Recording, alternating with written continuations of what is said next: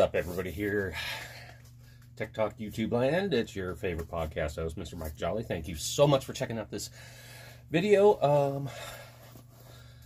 I have a new product that I want to do a taste test on. Just going to grab it out of this bag here. It's Mr. Beast Feastables cookies.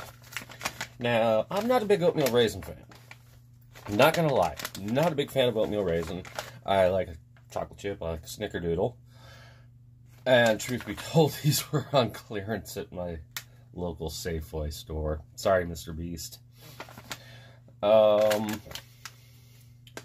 Says on the back, more knobs, more prizes, more beast. Blah, blah, blah. No GMO, no high fructose corn syrup, no artificial flavors, no hydrated oils. You know, and when I tried to scan the QR code on your little package, I couldn't do it. So, let's give these a taste, shall we?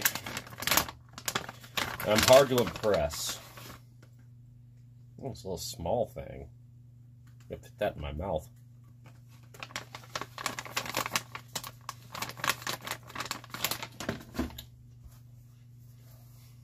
Yeah, I give it about a 7 out of 10. It's not too bad. Alright guys, well that does it for this. I'll see you on the next one. Take care.